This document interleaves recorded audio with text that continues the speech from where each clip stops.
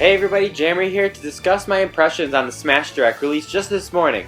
So, a lot of stuff was leaked the day before, which made some of the news a little more underwhelming than it would have been. But regardless, I still think it was really awesome. First off, let's start with the character announcements. I honestly did not think Ryu and Roy would be ready for today. I mean, in their little leaked trailers, it did look really polished and all, but honestly, I didn't expect to see these guys until a little bit later. When they said that all of this will be coming out right now, like after the Direct, I was like literally was super shocked. If you haven't seen my reaction video, I'll put a link to that as well. You can just hear me, just like, what? Like, I couldn't believe that it all was coming out today. I was nowhere near prepared. I think this is great. More Smash Bros. You'll see, the better. I mean, it's awesome. Lucas, of course, is amazing, and I was satisfied with just getting him today. But then we got Roy and Ryu. Roy coming back from Melee, which he just feels just like he did in Melee. And then Ryu, who a brand new moveset with awesome new... Let's talk about Ryu, actually. So, I think it is super awesome how they incorporated the Street Fighter elements into Smash Bros. For example, you can actually do the Hadouken combination with your gaming controls, and you'll actually do a stronger, more powerful version of that move in the game. Because normally you can just click your normal B special and then you'll do your Hadouken Fireball. But if you actually input the commands, I think that's just an awesome tribute to that game. And I just love characters with a kind of a twist or a gimmick like that. Like Robin, for example, with their tombs and their Levin sword with degrading, or Shulk with his Monado arts. It's really interesting, and it leads to a unique style of playing the character.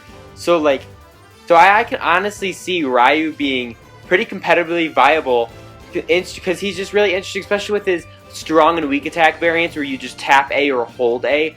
It'll lead to some really awesome and really deep strategies when playing this character.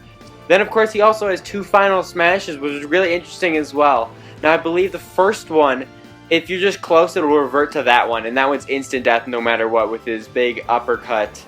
Or if you just use it as normal from a distance, I believe it's just a big powder version of a Hadouken, and it looked kind of small at first, but actually I think the hitbox and it kind of stretches a little bit farther than the blue flame itself. I think there's a little wind current or something like that coming out near it, and it'll suck people in. But yeah, overall, Ryu just looks really awesome, and he actually looks so much fun to play. This DLC is definitely gonna make me want to go back to Smash a lot more and try out Ryu and try to master him, because he just looks like a lot of fun to eat. Try to learn all the techniques, and it just looks awesome, and he is a perfect representation of the Street Fighter series. So he also comes with the stage, which was also in that one leak, which after looking at it, it's pretty basic. I mean, I'm not a super big Street Fighter fan, so I'm sure people who have played the series and have loved Street Fighter 2, where this stage comes right out of, they probably are adoring this stage. But as being a Smash stage itself, regardless of it being a Street Fighter stage, it's a little basic. You got the two longer platforms where they're both walk-offs, and then you got a little tower of 3 platforms. I don't know, I think the reason they did this is because they made it more simplistic, was because this stage will actually go to both the Wii U and the 3DS version wherever you buy your Ryu, or if you buy them on both. So I think because most of the 3DS stages are more to a simplistic degree of stage design, so in order to keep a consistency between the two, they had to make a more downgraded design version overall, just so it could be on both platforms, which is, understandable. So what else this makes me wonder, because a while back I remember them talking about there was a supposed 5 or so slots shown in the code where DLC fighters would be appearing. So we already got Mewtwo as one, Lucas as another, then today we also just got Roy and Ryu, so that would actually mean we only get one more, which would possibly mean whoever is the definitive winner of the Smash Fighter Ballot might end up the only one getting that last slot. So that kind of nixes the rumors about maybe Wolf coming back or other stuff like that, but personally, I don't think that that's right. I think there's going to be more than just 5 DLC characters, because there are a plethora of other characters I know would be easy to implement, for example being Wolf, and it would make a lot of sense with Star Fox Wii U coming out and stuff like that. Plus, I know there are huge fan sportings behind a bunch of characters from the Smash Fire Ballot. Not just one. There's K. Rool up there, there's Princess Daisy, Shantae, Rayman, Banjo-Kazooie. That's 5 right there. So it would be a real shame if the Smash Fire Ballot only would yield one winner in the end, because I think there's a bunch of characters that definitely deserve spots that we're voting for. So I'm going to move on to the Mii Fighter costumes.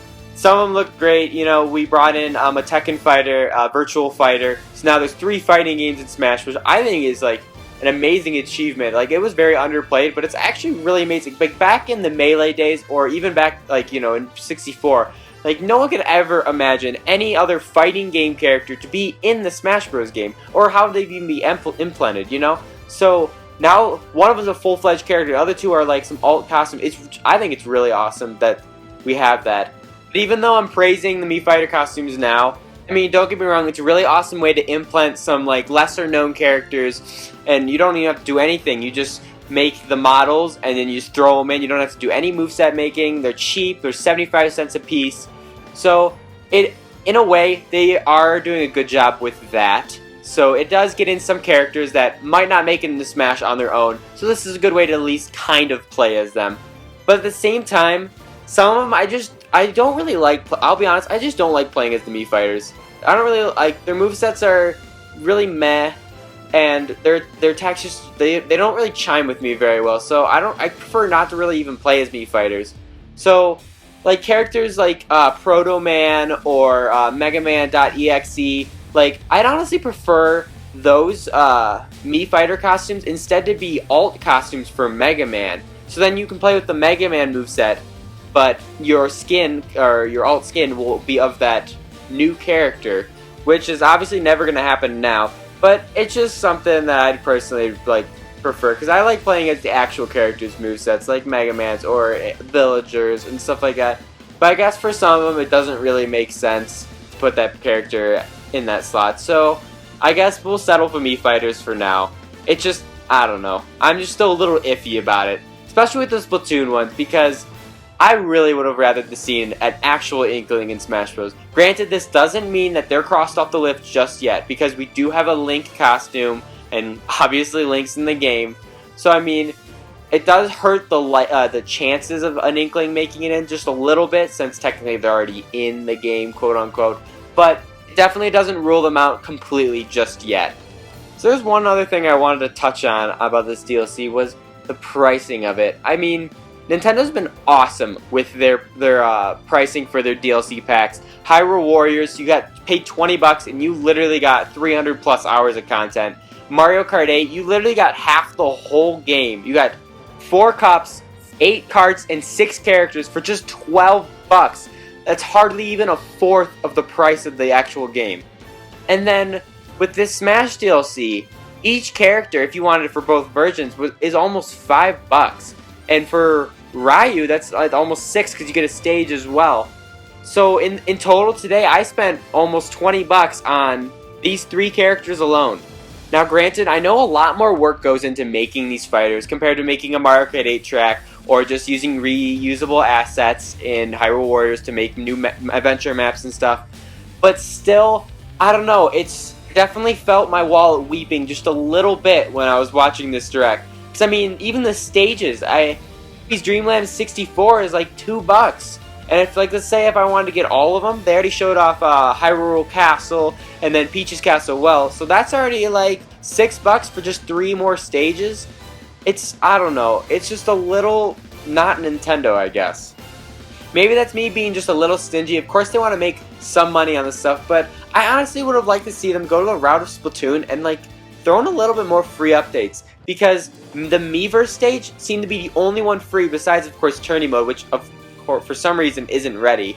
But Miiverse was the Miiverse stage for the Wii U version was the only free content that they showed during this event. Everything else was paid DLC, which it just doesn't seem right. Like I think some of those stages should have been free content, something along the lines of that. So finally, I just wanted to finish things up with talking about the Amiibo, and they finally gave official confirmation. It was a little wishy-washy for a while. They stated that all characters in Smash will be receiving their own Amiibo.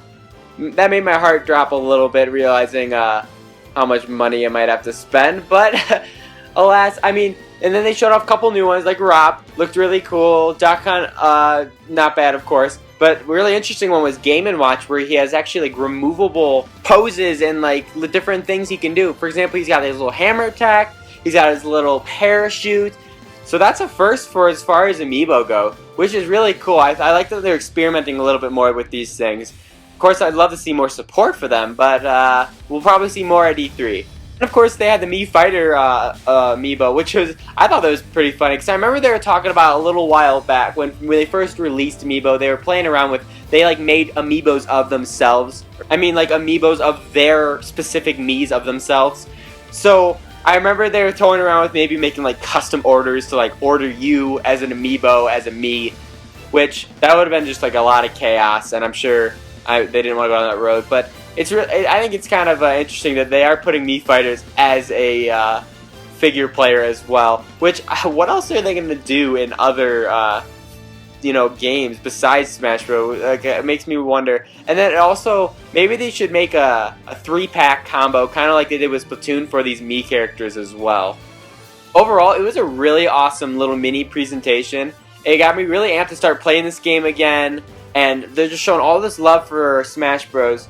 But I honestly don't think that this is the last time we're going to be hearing Smash Bros. At this E3 week. I feel like we're going to hear a little bit of something at the end of their digital event. Maybe a hint for their next DLC. Or we're going to hear something about Wolf during the Star Fox presentation.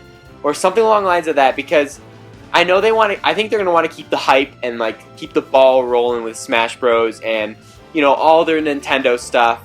And keeping those properties and fans excited, Super stoked for their digital event coming up just this Tuesday, which of course I'm going to be super busy that day, so I'll be sure to have a reaction and both an impressions discussion video following the actual event.